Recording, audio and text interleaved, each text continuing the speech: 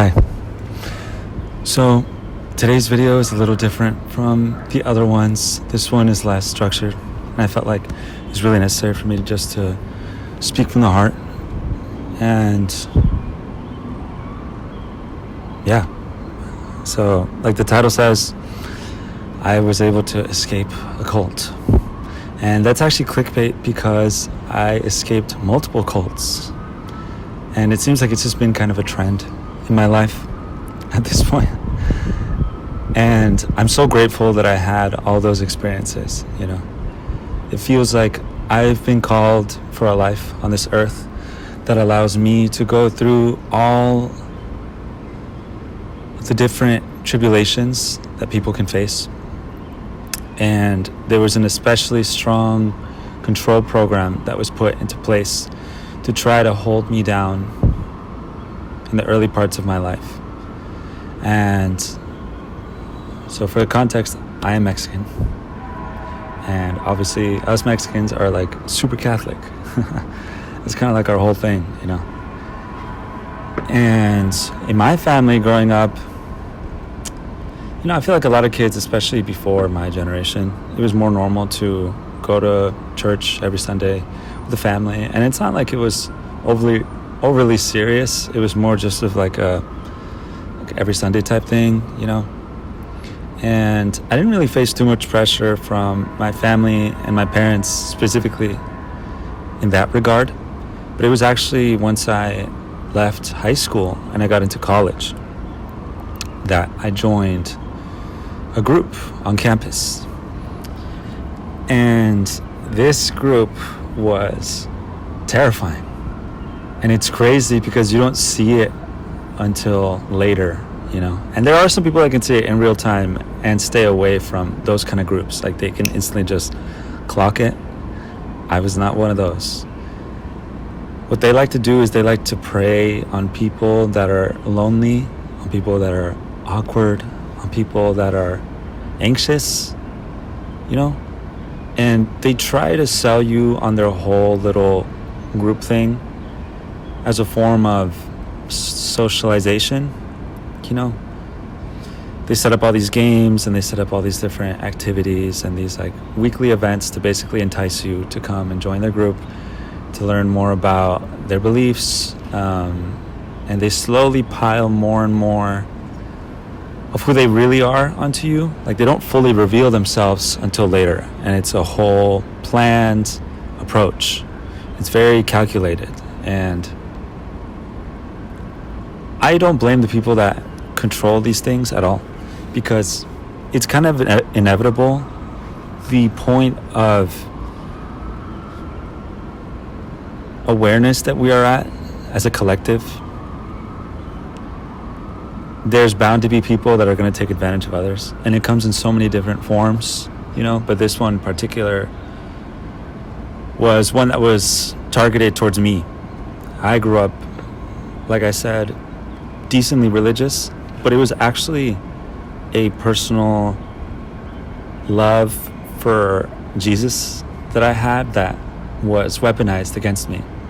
And what's interesting is that that was both the handcuffs that put me in that cage, and that was also the liberation that I needed to get to the point that I'm at now, which is of just ascension.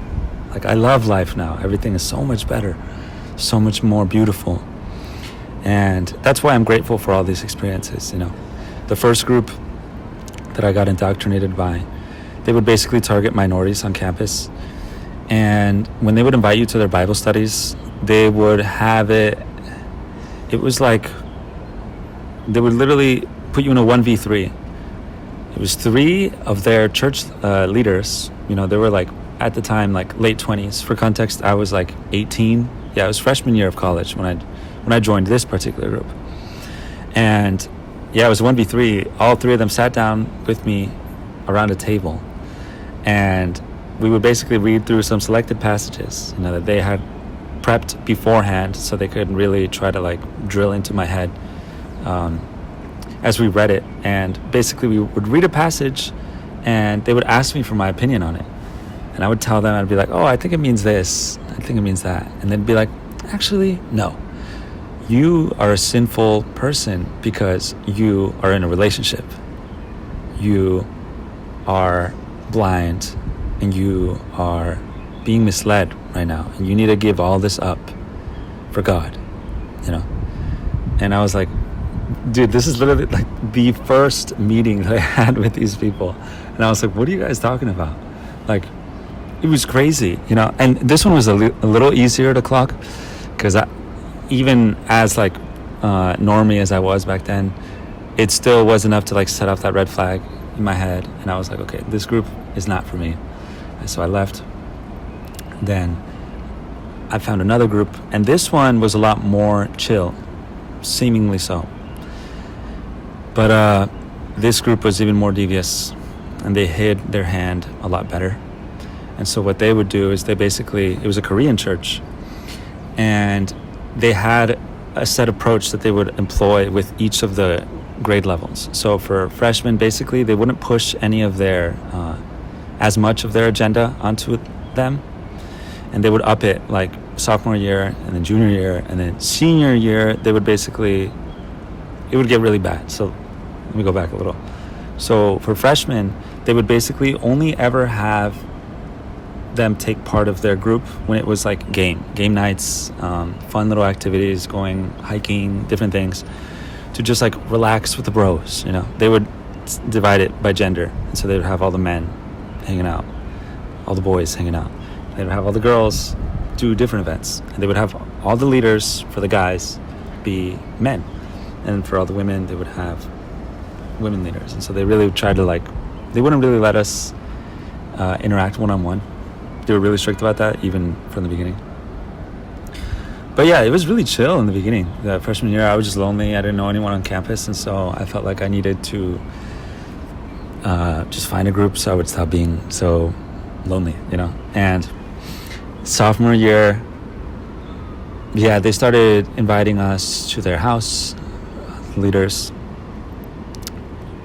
the leaders of the church community, and they started pushing. In Korean, if you don't know, there's the whole honorifics system, basically, where you address your elders by like certain names. I'm like kind of forgetting exactly what it was. I can put it on the screen here. But yeah, they would have us start referring to them by these specific names, and I was like, bruh, I'm not Korean. Like, you're not gonna. So I was already against that, you know. But I was like, oh, whatever. I overlooked it, and they started basically guilting us for spending any time outside of the church. Any sort of group that we were part of, they would shame us for it, and they would also really try to steer us away from being in relationships, like at all. Like I'm talking like romantic relationships, and they would also try to de-emphasize any friendships that you had outside of the church. And if you didn't spend all of Sunday with them, they would guilt you. And then as time went on, they would try to get you to join daily, basically, and the guilt would just continue and continue, and they basically would box us in so that we would only ever spend time with this one group.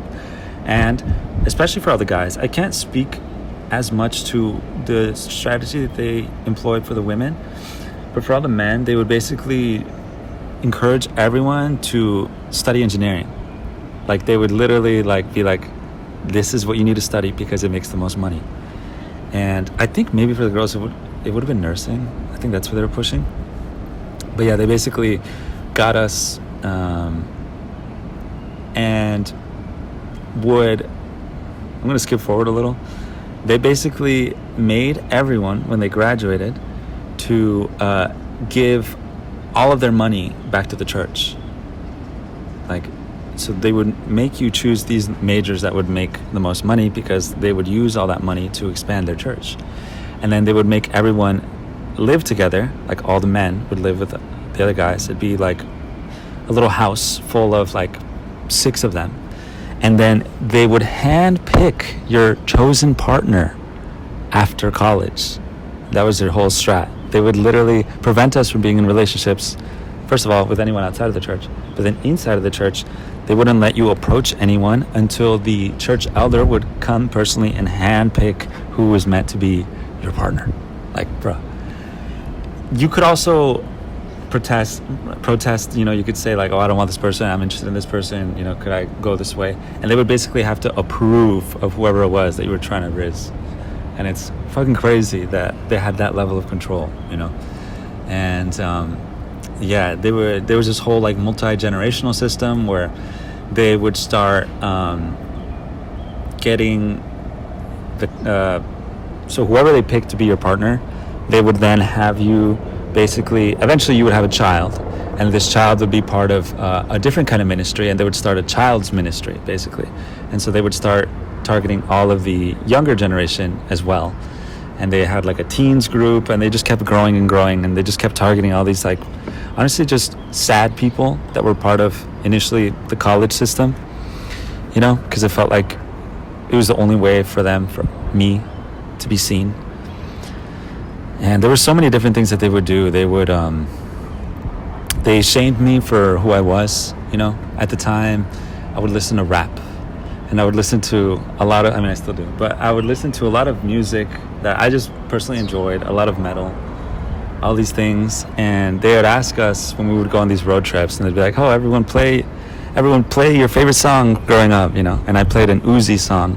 And I mentioned this in my last video, my throwback video. And they were like, turn this off, like this is demonic. And it was just crazy. Like if you had any level of swag, any sort of like thing that didn't gel with their whole system, like they wanted it gone.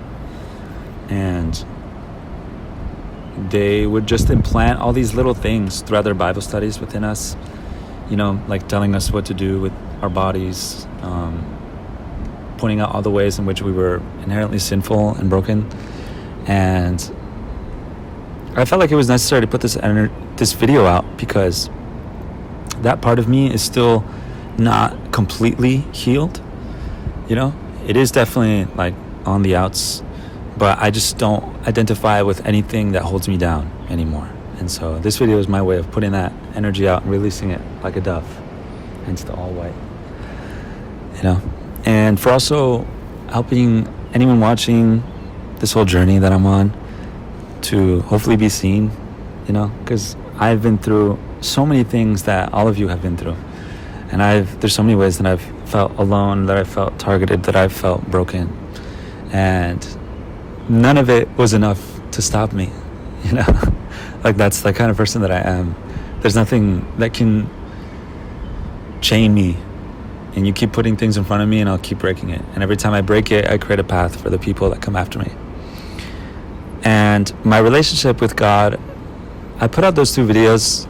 If you're curious, you can just go watch my 2 videos that came out on the days before today. And my perspective at the church, you could see like the back and forthness. Like I was so wanting to break out of that system, but I didn't know how. And I was just so scared, like so scared, and that fear is gone now. I feel like I've been able to find my peace. And it wasn't until I left all these churches, I left out a lot of details, but after I left, I just felt like, I felt sad initially because I felt so alone. They had isolated me. I didn't have any friendships. I didn't drink for the first time until I was like 22. And then I didn't lose my virginity until I was like 23, some shit like that. Yeah, bro. Like I just didn't live life. And it's crazy talking to people now. It's just like outside, like talking to people outside of the whole church system, because for a while I was so judgmental, towards these people. I'm like, oh, they're doing drugs, they're partying, they're having sex all the time, and it just made me, I was scared of that. I was scared of living life, and there's so many different ways, so many different paths that you can take to finding yourself, and there's no person is going to take the same path. So when you're trying to funnel everyone in this one closed system, it's not going to work, And I'm just so happy that I was able to escape that, And my love for God, for the universe, for creation, for life, It's something that can never be quenched. And that was what I was able to pivot to after I got over my initial sadness. I started just living life. I started traveling, I started going to different places and trying to find the answers within. And that was like the big change, because with all these places, the theme is that they try to externalize your power. They want you to believe in everything but yourself. But I just want you, yes, you, the person watching this, to hear me earnestly when I say that I believe in you. I believe in you. If I made it out, you can make it out, And there's so many different systems that entrap us. It doesn't just have to be the church system. But, there's hope. There's another side to it. Another side to that struggle, to that cage. And to anyone that casts judgment on you, just know that they are unhealed, and everything that they say negative about you is a reflection of something that they're not happy with in themselves. So they take that and they put it on you and they judge you for it, But once you experience true love, like literally like a no holds barred love, you'll know what that really looks like, And you just have to follow your heart. It doesn't matter where it is it takes you. It doesn't matter how dark of a hole it takes you down. If you feel drawn there, you have to explore it. Because we're so much stronger than we give ourselves credit for. And I'm just grateful for this new approach, this new opportunity, this new lease on life. And everything is so much clearer now. I've broken down these systems personally. So whenever I come across it in someone else, I feel like I can just approach it from a place of just complete compassion. To reach that point of compassion that they love to preach in all these church systems, you have to live through what they've gone through. And most of these people have just been so afraid that they haven't lived. Like they haven't humaned enough. So they're just so scared of these little things that people do. But yeah, I know that I'm yapping. And I still feel like I didn't say enough about all this. But I want you all to take a look at me, a look at the path that I've been on, and to feel seen, to feel loved, and to not feel alone, because you're not alone. I'm here. And I thank you all for your time, and I love you so much.